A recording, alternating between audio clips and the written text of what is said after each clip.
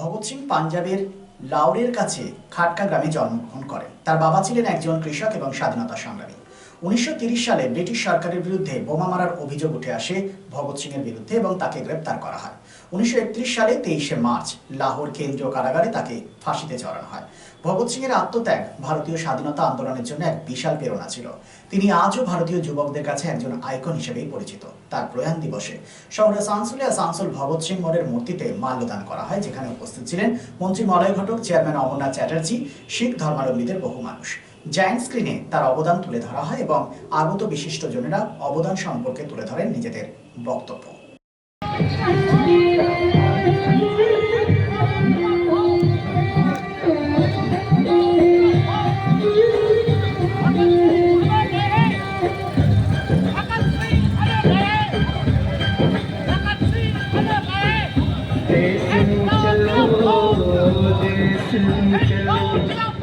अजीब सा लगा जब 4 बजे ही वार्डन चरण सिंह ने उनसे आकर कहा कि वो अपनी के ऊपर से आदेश है। अभी कैदी सोच ही रहे थे कि माजरा क्या है। जेल का नाई बरकत हर कमरे के सामने से फुसफुसाते हुए गुजरा कि आज रात भगत सिंह, राजगुरु और सुखदेव को फांसी दी जाने वाली है। जेल के कैदियों ने बरकत से मनुहार की कि वो फांसी के बाद भगत सिंह की कोई भी चीज उन्हें ला दे। ধন্যবাদ শেখরপূর্ণ মহাশয়কে। আমি মাইক্রোফোন তুলে দিচ্ছি ভবনের অজিত সিং মহাশয়ের হাতে। মেমোরিয়াল কমিটি, সেই কমিটির সকল সদস্যদের আমার তরফ থেকে ধন্যবাদ জানাই। আমাদের এই যে শহর আসানসোল, এই আসানসোলের বুকে বানপুর মোড়ে শহীদ ভগৎ সিংয়ের এই সুন্দর যে স্ট্যাচু, সেই স্ট্যাচু দীর্ঘদিন আগে এখানে প্রতিষ্ঠা করা এবং প্রতি বছর শহীদ সিংয়ের জন্মদিন পালন এবং তার যে শহীদ দিবস, সেই শহীদ দিবস পালনের মাধ্যমে এখানে তারা বিভিন্ন অনুষ্ঠান আয়োজন করে থাকেন। আজকেও তারা যে আয়োজন করেছেন, আমাদেরকে দেখেছেন, তার জন্য আমি তাদেরকে ধন্যবাদ জানাই। শহীদ ভগৎ সিং আমাদের দেশের যে স্বাধীনতা সংগ্রামের অন্যতম সংগ্রামী ছিলেন। জীবনের বলিদান দিয়ে তিনি আমাদের স্বাধীনতা অর্জন করতে সাহায্য করেছিলেন, দেশকে স্বাধীন করেছিলেন। আজ আমরা যে গর্ব করি যে আমরা স্বাধীন ভারতের নাগরিক, তার পিছনে যাদের অবদান আছে শহীদ ভগৎ সিং কিন্তু তাদের মধ্যে অন্যতম। তাই তাকে প্রণাম জানাই, শ্রদ্ধা জানাই এবং আজকে যারা এই অনুষ্ঠানের আয়োজন করেছেন তাদেরকে আমার তরফ থেকে ধন্যবাদ জানাই।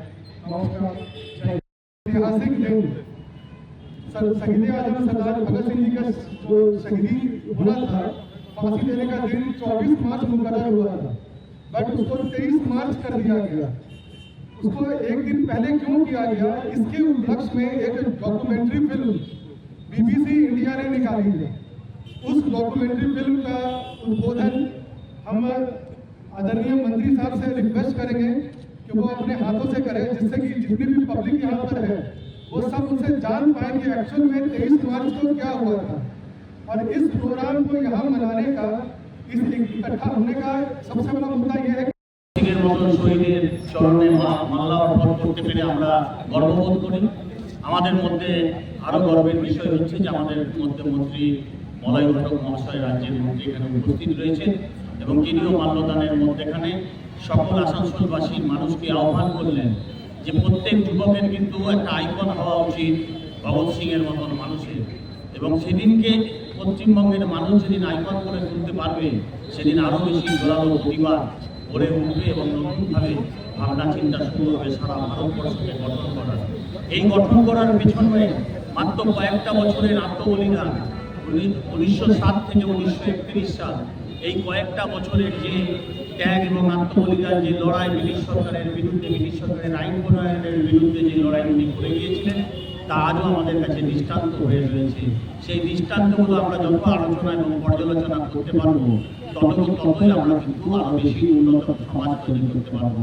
আমি ধন্যবাদ জানাই নজওয়ান শিখ কমিউনিটি যারা রয়েছেন তাদের কাছে, এবং বিশেষভাবে ধন্যবাদ জানাই আমাদের কর্পোরেশনের আধিকারিকদের, যারা বারবার প্রত্যেক বছর মমতা বন্দ্যোপাধ্যায়ের নেতৃত্বে যে তৈরি হয়েছে, যে প্রত্যেক মনীষীকে সম্মান জানানোর মধ্যেখানে এই বার্তা পশ্চিমবঙ্গের ঘরে ঘরে পৌঁছে দিতে হবে যে তারা যে সমাজ তৈরি করার জন্য আত্মবলিদান করেছে, প্রয়োজন আমাদেরও সেই আত্মবলিদানের প্রয়োজন আছে।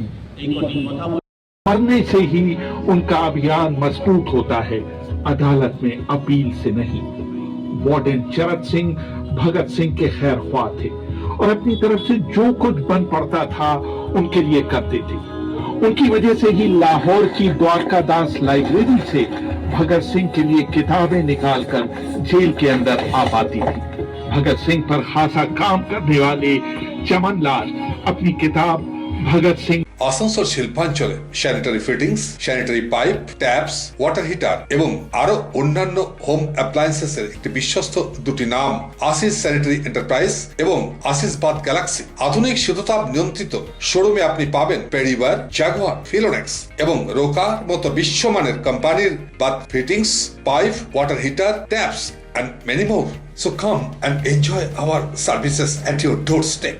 Asis Sanitary Enterprise, opposite Loco Ground, GT Road, Asansol. Phone number 94343-12083 and 973-414-8383.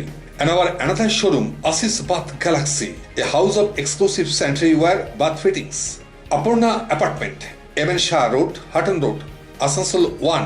Phone number 876-888-2406 and 973-414-8383. একদিন থেমে যাবে ঝড়, শান্ত হবে পৃথিবী, তবে তারই মাঝে আমরা সচল Asansol institute of engineering and management polytechnic নতুন প্রজন্মের আলোর দিশারি। 2020-21 শিক্ষাবর্ষে ভর্তি শুরু হয়েছে। শিক্ষার গুণগত মান এবং প্লেসমেন্টের ক্ষেত্রে দৃষ্টান্ত স্থাপন করেছে Asansol institute of engineering and management polytechnic. AIEMP courses offered 3 years diploma engineering in civil, mechanical, electrical, mining and computer science and technology. Asansol Institute of Engineering and Management Polytechnic, Bagbandi Road, Kalipahari Moor, near Ghagarpuri Mandir, Asansol 713339. For more details, contact 8001-500-263, 707679-1501 and 706-358-2812. Asansol Institute of Engineering and Management Polytechnic, leading you towards the bright future.